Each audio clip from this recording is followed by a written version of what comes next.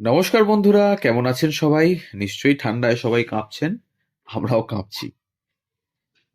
আবারও আমাদের চ্যানেলে নতুন একটা গল্পে আপনাদের সকলকে স্বাগত জানাই। আজ বলবো আহ গীতাদের গল্প।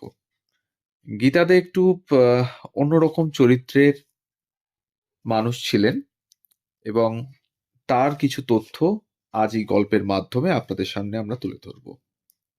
প্রথাগতভাবে তিনি কোনোদিনই তারকা ছিলেন না। ঋত্বিক ঘটক, সত্যজিৎ রায় থেকে দীনেন গুপ্ত, অঞ্জন চৌধুরী সকলের ছবিতেই তিনি সাবলীল, যেন মনেই হতো না তিনি অভিনয় করছেন। এতটাই স্বাভাবিক অভিব্যক্তিতা। দজ্জাল, কুচুটে, ঝগড়ুটে নানা বয়স্কা মহিলার চরিত্রে তিনি ছিলেন একেবারে আইকনিক। কিন্তু ব্যক্তি জীবনে ঠিক ততটাই সাদামাটা, সারল্যে ভরা মাটির মানুষ ছিলেন তিনি। তাই তো তিনি টালিগঞ্জ পাড়ার সব কলাকুশলীর গীতা মা। সুচিত্রা সেনের অন্দরমহলে পর্যন্ত এক বাক্যে অবারিত দাঁড় ছিল তার। তিনি গীতা দে ভানু বন্দ্যোপাধ্যায় তার আত্মজীবনীতে লিখেছেন, গীতা দে ভীষণ শক্তিশালী একজন অভিনেত্রী। ও ভালো গানও জানে। ওর অভিনয় জীবন শুরু শ্রীরঙ্গমে, খুব ছোটবেলায়। তারপরে শিশির ভাদুরীর কাছে ওর নাট্য শিক্ষা ও একই সঙ্গে নাটকে অভিনয়। গীতাদের অবস্থা কিন্তু প্রথম জীবনে মোটেই এমন ছিল না। ঝাঁ চকচকে ধনাঢ্য পরিবারে বউ হয়েছিলেন গীতা দে। তার বাড়ি দেখলে তাক লেগে যেতে হতো একেবারে। তাহলে কেন এই বিপরীত জীবন হয়ে গেল গীতা? সেজন্য শুরুর গল্প সবাইকে জানতে হবে। 1931 সালের 5ই আগস্ট জন্ম গীতা মিত্র। বাপের বাড়ি কলকাতার দর্জিপাড়ায়। বাবা অনাদি বন্ধু মিত্র মেয়ের গান ও অভিনয়ের প্রতি প্রবল ঝোঁক দেখে তাকে প্রতিবেশী গায়িকা রাধারানী দেবীর কাছে তালিম নেওয়ার ব্যবস্থা করে দেন। তার কাছেই গীতার প্রথম জীবনের নাচ, গান, অভিনয় শিক্ষা। 1937 সালে মাত্র 6 বছর বয়সে তিনি আহুতি নামে একটি বাংলা ছবিতে অভিনয়ের সুযোগ পান। ছবিটির পরিচালনায় ছিলেন ধীরেন গঙ্গোপাধ্যায়, যিনি ডিজি নামে বিখ্যাত ছিলেন।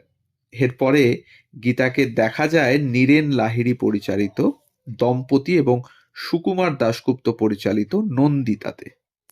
ছোটবেলার এরকমই বেশ কিছু ছবি এবং মঞ্চে অনেক অভিনয় করেছেন তিনি।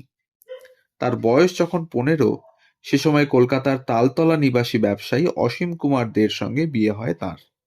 ধনী ব্যবসায়ী স্বামী, ধনী শ্বশুর বাড়ি, বিশাল বাড়ি, সুন্দর করে সাজানো দামি সব আসবাবপত্র। সেই বাড়ির বউ হলেন গীতা দে। সে বাড়ি দেখে অনেকেরই তাক লেগে যেত। কিন্তু জনম দুঃখিনী গীতার সুখ সইল না স্বামীর ঘরে। না, কোনো দাম্পত্য বিবাদ নয়, 3 ছেলে মেয়ে নিয়ে ভরভরন্ত সংসার। 2 ছেলে অসিত এবং অমিত এবং মেয়ে রূপা শেঠ। এর পরেও গীতার ঘর ভাঙার কারণ ছিল সকলের দায়িত্ব নিজের কাঁধে নেওয়ার প্রবণতা। যতটা মহত্বের কথা আমরা বইয়ে পড়ি বা পর্দায় দেখি, গীতাদে বাস্তব জীবনে ঠিক তেমনটাই ছিলেন। কিন্তু কে না জানে, বাস্তবে যে পরোপকারী হয় তার দুঃখের শেষ থাকে না, তাকেই সবাই ঠকায়। গীতাদের মা মারা গেলেন এক সময়। তিনি মারা যাওয়ার সময় নাবালক ভাই বোনদের দায়িত্ব গীতার উপরে দিয়ে গেলেন। গীতা ও ভাই বোন অন্তঃপ্রাণ বুকে টেনে নিলেন তাদের। কিন্তু গীতার স্বামী মেনে নিলেন না গীতার এই কাজ। নিত্য অশান্তি শুরু হলো। তখন কিন্তু গীতা একেবারেই ঘরের বউ, সিনেমায় অভিনয় করেন না, তবু গীতাদের ভাই বোনেদের ছাড়েননি। স্বামী গীতাকে ছেড়ে গেলেন, শ্বশুর বাড়ি ছাড়তে হলো গীতাকে। ভাই বোন, সন্তান সন্ততি সহ রাস্তায় এসে দাঁড়ালেন তিনি। শুরু হলো এক কঠিন লড়াই। নিজের বাঁচার লড়াই শুধু নয়, অতগুলো বাচ্চাকে দুবেলা মুখে অন্ন তুলে দেওয়া থেকে তাদের সাবালক করার লড়াই। এই সময়ই রোজগারের পথ হিসেবে গীতা বেছে নিলেন অভিনয়কে। এই শিল্পে গীতার শিক্ষাগুরু আর কেউ নন, স্বয়ং নাট্যাচার্য শিশির কুমার ভাদুরী। মঞ্চ থেকে অভিনয়ে ফিরলেন আবার। শ্রীরঙ্গমে মন্ত্রশক্তি, তাকতে তাউসে একের পর এক নাটকে নায়িকার ভূমিকায় অভিনয় করে মুগ্ধ করলেন গীতা। গীতাদের নাচও করেছেন ব্যালেট ট্রুপে। এরপরে চলে আসা চলচ্চিত্রে 1951 সালে নতুন করে বাংলা ছবিতে অভিনয়ের ডাক পান তিনি। প্রথমে উত্তম সুচিত্রা খ্যাত শিল্পী, তারপরে অগ্রদূত পরিচালিত লালু ভুলু, নির্মল দে পরিচালিত বিয়ের খাতা, সাথীহারা, অজয় করের সাত পাকে বাঁধা, একের পর এক জনপ্রিয় ছবিতে শক্তিশালী চরিত্রাভিনেত্রী হিসেবে নিজেকে প্রমাণ করতে শুরু করেন গীতা দে। নায়িকা হিসেবেও একটি অসামান্য চলচ্চিত্র গীতা দের কেরিয়ারে উল্লেখযোগ্য, ডাইনি। এককালে একা দুর্বল মেয়েদের সম্পত্তি আত্মসাৎ করার উদ্দেশ্যে ডাইনি অপবাদ দেয়া হতো প্রত্যন্ত নানা গ্রামে। সেই রকমই একটি কেন্দ্রীয় চরিত্রে দুর্দান্ত অভিনয় করেন গীতা ডাইনি ছবিতে। বাণিজ্যিক ছবিতে কাজ করতে করতেই 1956 সালে তার আলাপ হয় ঋত্বিক ঘটকের সঙ্গে। আলাপ করিয়ে দিয়েছিলেন কে জানেন? কালী বন্দ্যোপাধ্যায়। ঋত্বিক ঘটক পরিচালিত কালোজয়ী ছবি মেঘে ঢাকা তারা 1960 সালে, কোমল গান্ধার 1961-তে এবং সুবর্ণরেখা 1965-তে তার উপস্থিতি সময়ের নিরিখে অমলিন হয়ে থেকে গেছে আজও।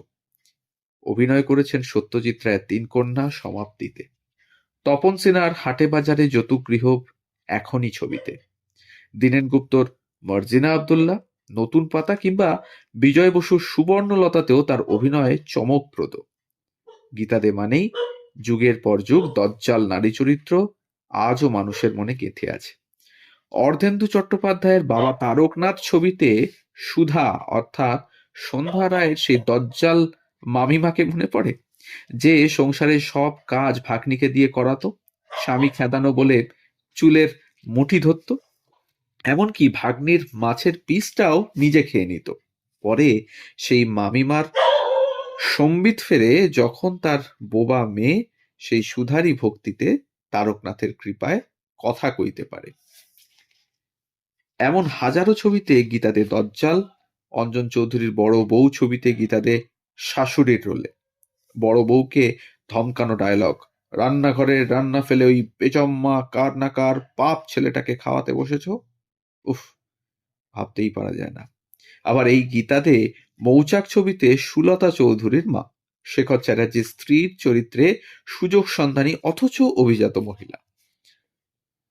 আবার বলতে হয় কাঁচের স্বর্গ ছবিতে অপূর্ব অভিনয়ের কথা। গীতা দে কোনোদিনই টাকা পয়সা জমাতে পারেননি, অথচ সকলের দায়িত্ব নিতেন সাধ্যমতো। কেউ বিপদে পড়ে গীতা মাকে দুঃখের কথা বললেই তিনি বলতেন একটাই কথা, চলে আয় আমার কাছে। নিজের যেটুকু ছিল তাই দিয়েই পরকে আপন করতেন তিনি। মায়ের মতো আগলে রাখতেন বিপদে পড়া মানুষদের। সব সময় মনে রাখতেন তিনি নিজেও একদিন স্বামী পরিত্যক্তা হয়ে লড়াই করেছিলেন একা।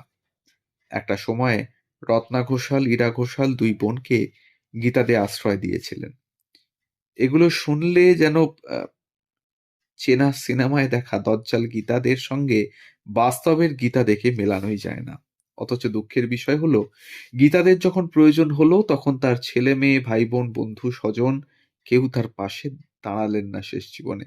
সকলেই নিজের জীবনে নিজের স্বার্থে ব্যস্ত থাকলেন। বহু পরিচালক, প্রযোজক গোষ্ঠীর থেকে প্রাপ্য টাকাও তিনি পাননি। তার শেষ জীবনে এই লিস্টে ছিলেন এক বিখ্যাত পরিচালকের নাম, আমরা সেই নামটা এখানে নিলাম না। শেষ জীবনে কেটেছে চরম অভাব আর একাকিত্বে। যখন গ্যাসের যুগ শুরু হয়েছে তখনও তিনি উনুনে বা স্টোভে রান্না করতেন, কিন্তু শেষ জীবন পর্যন্ত কাজটাকে ভালোবেসে কাজ করে গেছেন তিনি। কোথাও প্রাপ্তি হয়েছে, কোথাও অপ্রাপ্তি। যে বাড়ির ৩ তলায় থাকতেন সেখানে ওর অংশের দেওয়ালে ঠিকমতো রং বা প্লাস্টার করাও ছিল না। ৩ তলায় ওঠা সিঁড়ির কোনো রেলিং ছিল না। অসতর্কতায় পড়ে গেলে মৃত্যুর ঝুঁকি। বর্ষিয়ান, ৮০ পর অভিনেত্রী কিভাবে ওই রেলিং বিহীন সিঁড়ি দিয়ে ওঠানামা করতেন তা কেই জানে। হয়তো অদম্য সাহস, যে সাহসে ভর করে একাই লড়াই করে সারাটা জীবন কাটিয়ে দিলেন তিনি। গীতা দে যদি বাংলা ছবিতে না আসতেন তাহলে কতটা শূন্যস্থান যে বাংলা চলচ্চিত্রে হতো তা বলার অপেক্ষা বোধহয় রাখে না। সুচিত্রা, সন্ধ্যা, অপর্ণার যতই থাকুন এনারা, গীতাদের দাপট অন্য উচ্চতায়। শেষ জীবনে শাড়ির ব্যবসা করতে হয়েছে তাকে। বহু যন্ত্রণা পেয়ে চলে গেলেন 17ই জানুয়ারি 2011 সালে। তার শেষ ছবি আজও দু চোখে তুমি। এই ছিল আজকের গল্প, গীতাদের গল্প থাকলো আপনাদের জন্য। যদি আমাদের ইনফরমেশনস ভালো লাগে তাহলে অবশ্যই আমাদের চ্যানেলটিকে সাবস্ক্রাইব করে পাশে থাকবেন, বেল আইকনটিকে প্রেস করে নেবেন পরবর্তী গল্প যাতে খুব তাড়াতাড়ি আপনাদের কাছে পৌঁছে যায় তার জন্য। আর ইনফরমেশন ভালো লাগলে একটা লাইক, একটা কমেন্ট আর একটু শেয়ার করে দেবেন আমাদের গল্পগুলো, যাতে আমরা বহু মানুষের কাছে পৌঁছে দিতে পারি আমাদের এই ইনফরমেশন। সবাই ভালো থাকুন ঠান্ডায়, সুস্থ থাকুন আর শুনতে থাকুন গল্প যেখানে সত্যি। ধন্যবাদ।